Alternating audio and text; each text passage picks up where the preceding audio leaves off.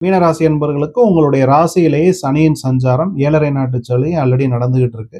மன அழுத்தம், மனக்குழப்பம், எடுத்த செயல்களில் ஒரு தாமதம், இந்த மாதிரியான விஷயங்களை நீங்கள் சந்தித்திருந்தாலும் இந்த குரு பயிற்சிக்கு பிறகு ஓரளவுக்கு தெளிவான முடிவெடுக்கக்கூடிய ஒரு சூழ்நிலை, வாய்ப்புகள் இதெல்லாமே மீனராசி அன்பர்களுக்கு இப்ப நடந்துகிட்டு இருக்கு. இது இந்த மாதமும் ஓரளவுக்கு கண்டினியூ ஆவதற்கு அதிகபட்ச வாய்ப்புகள் உண்டு.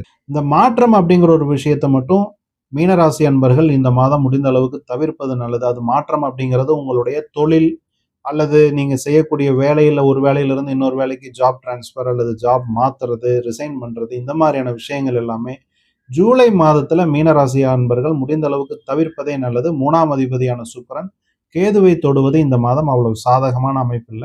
அப்படி ஏதாவது ரொம்ப நீங்க ஒரு கமிட்மெண்ட் கொடுத்துருக்கீங்க, ஒரு வேலை மாற்றம் பண்ணிதான் ஆகணும்னா ஜூலை 11ஆம் தேதிக்கு பிறகு அல்லது 12ஆம் தேதிகளுக்கு பிறகு அதற்கான வேலைகளை செய்வது உங்களுக்கு நன்மை. மீனராசி அன்பர்களுக்கு உங்களுடைய 7ஆம் அதிபதியான புதன் வக்ரகதியில் ஜூலை 23 வரைக்கும் இருப்பது அவ்வளவு சாதகமான ஒரு சூழ்நிலை இல்லை.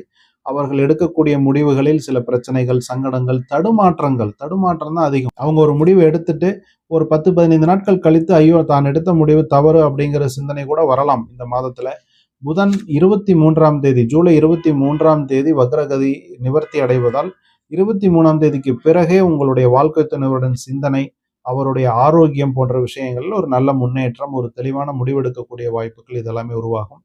உங்களுக்கு உங்களுடைய ராசிக்கு மீனத்திற்கே குருவினுடைய பார்வை இருப்பது, உச்சம் பெற்ற குருவின் பார்வை இருப்பது எல்லாமே நீங்க தெளிவா முடிவெடுத்தாலும் உங்களுடைய நண்பரோ அல்லது வாழ்க்கை துணைவரோ சில பிரச்சனைகளை உங்கள் மேல் ஏற்றுவதற்கு கொஞ்சம் அதிகபட்ச வாய்ப்புகள் உண்டு. அதே மாதிரி தான் பார்ட்னர்ஷிப் சம்பந்தப்பட்ட பிசினஸுமே பார்த்தீங்கன்னா இந்த மாதம் ஜூலை 23ஆம் தேதிக்கு பிறகே அதற்கான முடிவுகளை எடுப்பது நல்லது. இப்போ குடும்பம் சம்பந்தமான விஷயங்கள்ல, திருமணம் சம்பந்தமான விஷயங்கள்ல கொஞ்சம் குழப்பமான சூழ்நிலை இருந்தாலும் இந்த முதலீடுகள், பங்குச்சந்தை, உங்களுடைய ஆன்மீகம் சம்பந்தப்பட்ட விஷயங்கள், கோவிலுக்கு திருத்தலங்களுக்கு போயிட்டு வருவது இந்த மாதிரியான விஷயங்கள் உங்களுக்கு நன்மையான வாய்ப்புகள் தான். உங்களுடைய முதலீடுகள் நல்ல முன்னேற்றம் அடையும். ஆன்மீக திருத்தலங்களுக்கு நீங்க போயிட்டு வரும் பொழுது உங்களுடைய வழிபாடுகள் பலிதமாவதற்கான ஒரு வாய்ப்புகள் இந்த மாதம் மீனராசி மீனலக்ன நண்பர்களுக்கு அதிகபட்சம் உண்டு. மேலும் மீனராசி என்பவர்களுக்கு குருவினுடைய பார்வை உங்களுடைய ராசிக்கு நேரடியாக இருப்பதால் ஒரு குருநாதர் மூலம் ஒரு நல்ல வழியை நீங்கள் அடைவது அல்லது ஏதாவது ஒரு நபர் மூலமா உங்களுக்கு ஒரு நல்ல கைடன்ஸ் கிடைச்சு ஒரு சரியான முடிவு எடுக்கக்கூடிய ஒரு வாய்ப்புகள் இதெல்லாமே இந்த ஜூலை மாதத்துல மீனராசி மீனலக்ன நண்பர்களுக்கு சாதகமாக அமையும். இருந்தாலும் மீனராசி என்பவர்களுக்கு இந்த மாதம் கால சர்ப்ப தோஷம் அப்படிங்கிற அமைப்புல உங்களுடைய ராசி